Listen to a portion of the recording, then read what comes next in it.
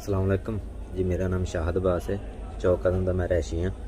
ਚੱਕ नंबर 282। मैं अज तो 2 साल पहले कम बेश 2 साल पहले मैं दुबई आया सी बसरा बरादरान के थ्रू, शहजाद बसरे के थ्रू। सारा हिसाब किताब नकदो नगद होया सी। पैसे नकदो नगद इन्होंने 4.5 लाख रुपया दिता सी। मैं टिकट मेरी अपनी सी ते इत्थे आके भाई बिल्कुल जलील खुआया। मैं अज तो 2 साल पहले जितों तुरया सी अज भी उत्थे दा उत्थे ही है। मेरा कोई काम नहीं होया। कंपनी छड़ के मेरा इतने कोई वाली वारस नहीं बनया। मैं जलीलो खुआर हो के किसी के गिराज में इस टाइम पर सफाई कर रहा, सफाई वाशरूम साफ कर रहे हैं, सफाई का काम सारा अंजाम दे रहे हैं। किसी टाइम भी ठोड करवा सकते हैं, कोई पता नहीं। तो मेरी आला हुकाम तो यही गुजारिश है कि मेरी दाद रसी की जाए। मैं माड़ा बंदा, गरीब बंदा, मेरे नाल जुल्म होया है तो मैनू इंसाफ दिता जाए। साहब भाई इत्थे आए हैं 2 महीने गुजर के वीज़ा नहीं लगा, 3 महीने गुजर के वीज़ा नहीं लगा। मेरे तो इस टाइम तो 30,000 का फाइन है, 30,000 दिरहम का। और मैंने दसो कि किवें मैं क्लीयर करा, किवें मैं वापस आवां फाइन क्लीयर करवा के। ना मैं अगे जोगा ना मैं पिछे जोगा। मैनू भी दसिया जाए ना मैं की करा। सारे मामला तो इन्हां दे निकले ते आपो अपने कम्मां विच रुझ गए ने। रह गए साडे वर्गे माड़े बंदे ਜਿਹੜੇ कुछ बैन हो के पाकिस्तान चले गए ने तो कुछ मेरे रंगे इत्थे दे इत्थे खज्जल हो रहे ने। 30,000 दिरहम का फाइन है मेरे ते। मैनू ये नहीं पता लगन डा कि मैं वो क्लीयर किंज करना। 30,000 दिरहम छोटी मोटी रकम नहीं होंदी। अस्सलाम वालेकुम। मेरा नाम फैसल महमूद है। मैं हासलपुर का रैशी हाँ। तो 2019 ਦੇ ਵਿੱਚ मैं behzad बसरा ਕੋਲੋਂ ਵੀਜ਼ਾ ਲਗਵਾਇਆ ਸੀ ਆਈਡਲ ਡਿਲੀਵਰੀ ਸਰਵਿਸ ਦਾ। 10,000 ਦਿਰਹਮ ਦੇ ਵਿੱਚ ਇਹਨਾਂ ਲਾਇਸੈਂਸ ਮੈਨੂੰ ਲੈ ਕੇ ਦੇਣਾ ਸੀ। ਇਹਨਾਂ ਦੁਬਈ ਬੁਲਾ ਕੇ ਲਾਇਸੈਂਸ ਨਹੀਂ ਲੈ ਕੇ ਦਿੱਤਾ। ਇਹਨਾਂ ਜ਼ਲੀਲ ਕੀਤਾ ਮੈਨੂੰ। ਲਾਇਸੈਂਸ ਦੇ ਪੈਸੇ ਮੈਂ ਖੁਦ ਘਰੋਂ ਮੰਗਵਾ ਕੇ ਲਾਇਸੈਂਸ ਲਿਆ। ਉਸ ਤੋਂ ਬਾਅਦ ਯਾਨੀ ਵੀਜ਼ਾ ਖਤਮ ਹੋਣ ਤੋਂ ਬਾਅਦ ਵੀਜ਼ਾ ਰੀਨਿਊ ਦੀ ਵਾਰੀ ਆਈ। ਇਹਨਾਂ ਨੇ 5,000 ਦਿਰਹਮ ਫਿਰ ਮੇਰੇ ਕੋਲੋਂ ਲਿਆ ਅਤੇ ਵੀਜ਼ਾ ਰੀਨਿਊ ਕਰਨੇ। ਇਹਨਾਂ ਵੀਜ਼ਾ ਰੀਨਿਊ ਨਹੀਂ ਕੀਤਾ। ਮੇਰੇ 'ਤੇ 1.5 ਸਾਲ ਓਵਰਸਟੇ ਦਾ ਫਾਈਨ ਹੈ।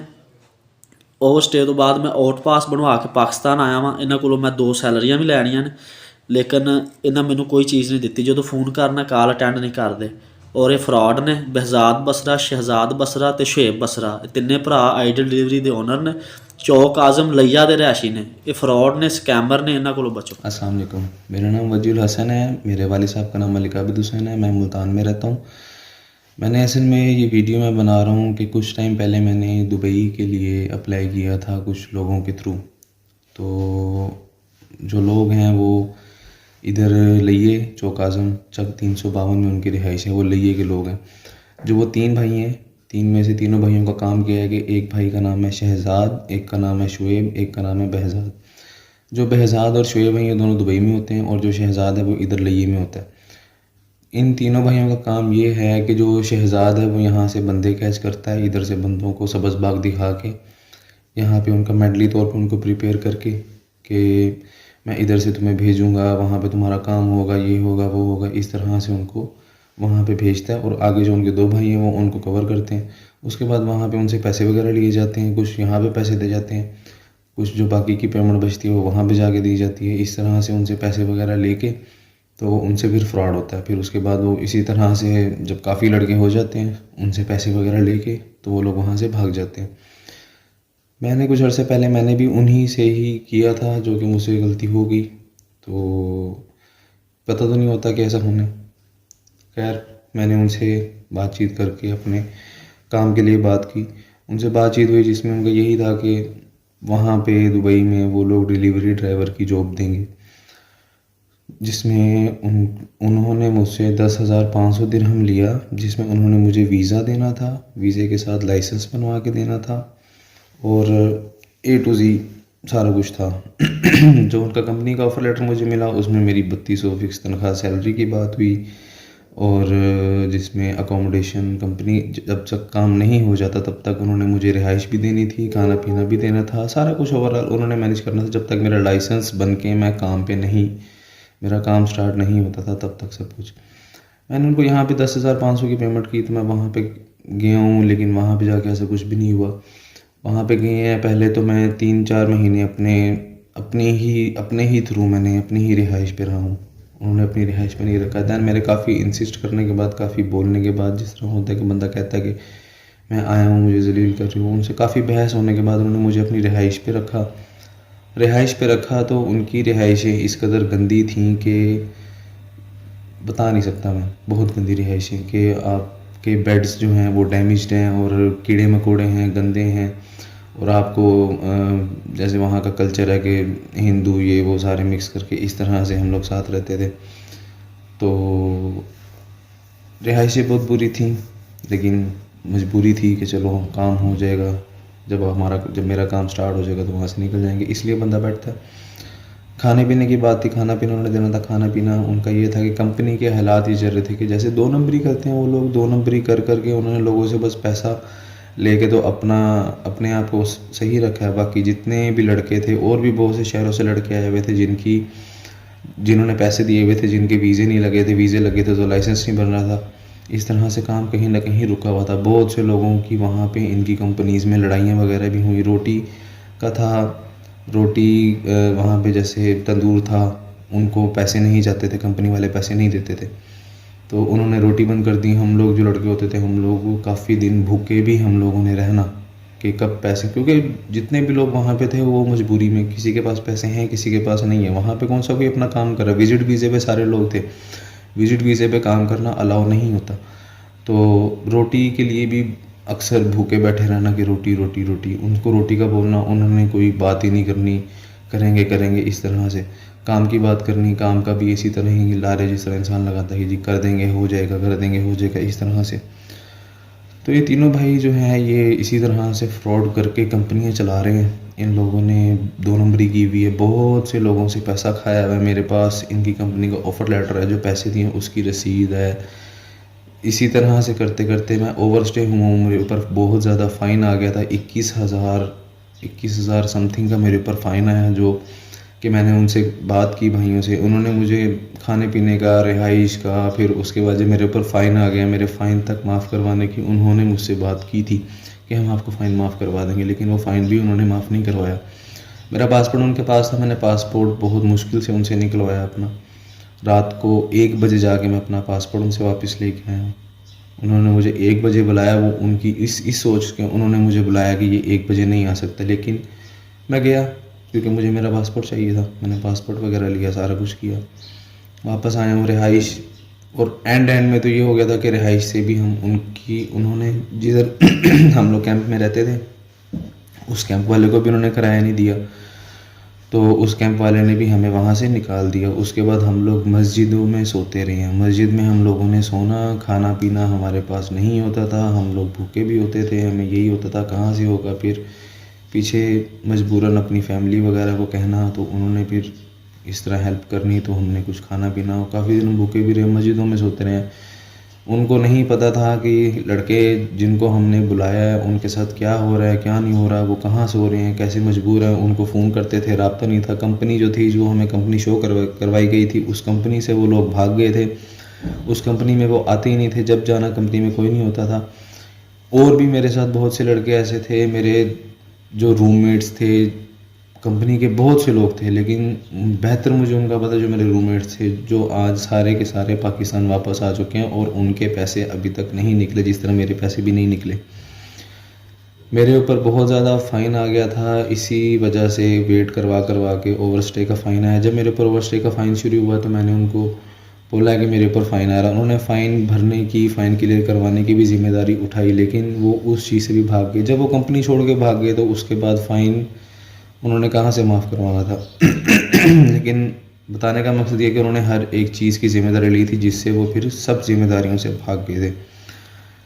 مجھے پھر میرے مستقبل کا تھا, میں نے جیسے بھی تھا اوور اسٹے, پھر جو ہوا تھا اس کا جو مجھے فائن آیا, تقریباً بہت زیادہ فائن آیا تھا مجھے, اور جس کو معاف کرواتے میرا 10 سے. اعوذ باللہ من الشیطان الرجیم, بسم اللہ الرحمن الرحیم. میرا نام بہزاد طارق بسرا, چک نمبر 352, چوک اعظم ڈسٹرکٹ لیا. ویڈیو بیان ریکارڈ کرنے کی وجہ یہ ہے کہ پچھلے کوئی 1 ویک 10 دن سے میرے خلاف سوشل میڈیا کے اوپر ایک مہم چلائی جا رہی ہے کہ میں نے اپنے وسیب میں لوگوں کے ساتھ فراڈ کی ہے ویزوں کی مد میں, اور ان کے ساتھ بڑی زیادتی کی ہے. تو آپ سب دوستوں کے سامنے اصل حقائق رکھنا چاہ رہا ہوں کہ اصل حقائق ہیں کیا. یہ ایک بات سٹارٹ ہوتی ہے جی 2018 سے. 2018 میں نے اپنے نام پہ کمپنی رجسٹر کی اور پورے پاکستان، انڈیا، نیپال ہر جگہ سے میں نے بندے بلائے یہاں پہ بائک رائڈرز. انہیں یہاں پہ لائسنس لے کے دیا، انہیں اکاموڈیٹ کیا، ان کا جو بھی ایک لیگل پروسیس ہوتا ہے کمپلیٹ کیا، اور انہیں جگہ جگہ پہ جس جگہ پہ ہمارے کانٹریکٹ تھے انہیں کام پہ لگوایا. اس کے بعد 2021 میں مجھے ایک آفر آتی ہے پارٹنرشپ کی. ایک برٹش ہوتا ہے گورا انگلینڈ کا، تو وہ اس بزنس میں انٹرسٹڈ ہوتا ہے. اس کو میں ایز اے پارٹنر وہ آفر کرتا ہے، میں ایکسیپٹ کر لیتا ہوں اور اسے ایڈ کر لیتا ہوں اپنے کمپنی میں ایز اے پارٹنر. وہاں پہ غلطی مجھ سے یہ ہوتی ہے کہ میں اس کو پاور زیادہ دے بیٹھتا ہوں. تو اسی چیز کی، اسی میری غلطی کی یا اسی ایک پاور کا ناجائز استعمال کرتے ہوئے اس نے سلولی کمپنی کے جو ہے نا وہ سارے معاملات چکر دے کے مجھ سے چھین لیے. اس کے بعد میں 2022 میں پاکستان جاتا ہوں. تو پاکستان جیسے ہی میں پہنچتا ہوں تو اس نے پیچھے سے اوپنلی ہر بندے کو کہنا شروع کر دیتا ہے کہ میں کمپنی کا نیو اونر ہوں. تو میں جتنی جلدی ہو سکتا ہے آگے واپس سچویشن کو کور کرنے کی کوشش کرتا ہوں، لیکن تب تک بہت دیر ہو چکی تھی. تو اس ٹائم پہ یہ جو کچھ ویزے دار تھے جن کے ویزے وغیرہ پینڈنگ تھے، جن کے معاملات ابھی کلیئر نہیں ہوئے تھے یہاں پہ UAE رولز کے مطابق، تو میں نے انہیں سچویشن بتائی ہے. ان میں سے بہت سارے ایسے لڑکے تھے، اچھے لڑکے تھے جنہوں نے کوآپریٹ کیا ہے، جنہوں نے ساتھ دیا ہے اور وہ میرے ساتھ کھڑے ہوئے ہیں، سٹینڈ لیا ہے میرے ساتھ. تو ان کو پہلے میں نے یہاں سے ان کے معاملات کلیئر کیے ہیں. اس کے بعد وہ پاکستان ان کو بھیجا ہے. پاکستان میں بھی میں نے جیسے بھی کر کے، چاہے میں نے کوئی پراپرٹی سیل کی ہے اپنی، میں نے کسی سے ادھار پیسے اٹھائے ہیں، میں نے چوک اعظم پہ النور پراپرٹیز شو روم کے اوپر بیٹھ کے ان سب لڑکوں کو کالز کی ہیں اور انہیں بلا کے باقاعدہ طور پہ معذرت کی ہے اور ان کے جو بقایا جات تھے وہ کلیئر کیے ہیں.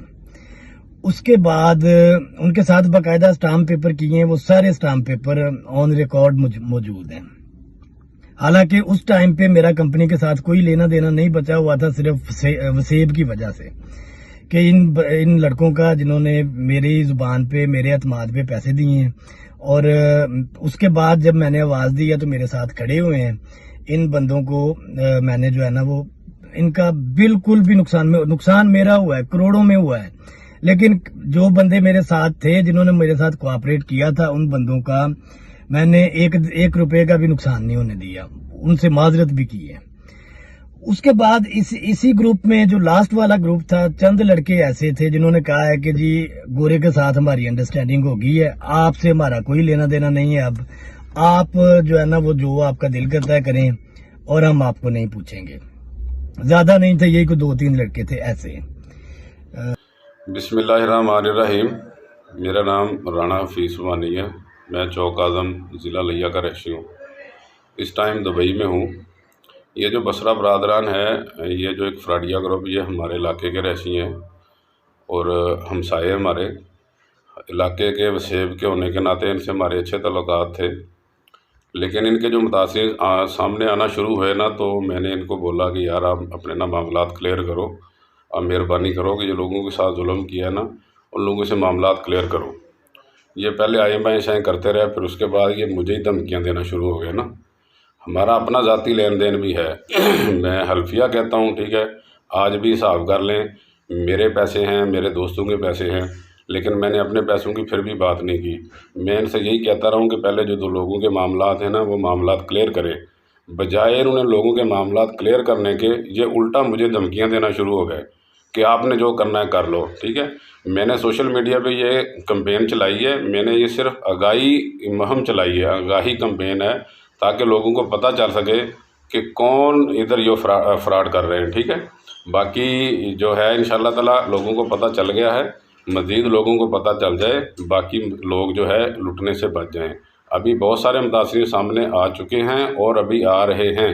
انشاءاللہ تعالیٰ سارے سامنے آ جائیں گے.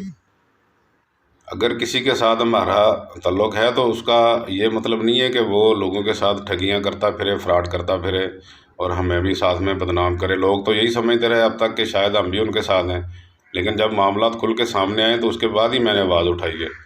اور میں بالکل پیچھے نہیں ہٹوں گا انشاءاللہ تعالی. میں بالکل جو ہے اس کو کیفر کردار تک پہنچاؤں گا ان کرداروں کو، اور جو ان کے ساتھ ہیں ان سب کو منظر عام پر لے کے آؤں گا انشاءاللہ تعالی. اگر مظلوم لوگوں اور مجبور لوگوں کے حق کے لیے آواز اٹھانا جرم ہے تو پھر یہ جرم میں بار بار کرتا رہوں گا. مجھے کسی کی کوئی پرواہ نہیں ہے. یہ میری کردار کشی پہ اتر آئے ہیں، یہ میرا کردار اٹھا کے بیچ چوراہے بھی رکھ دینا. جو اللہ پاک نے مجھے عزت دی ہے وہ یہ کم نہیں کر سکتے.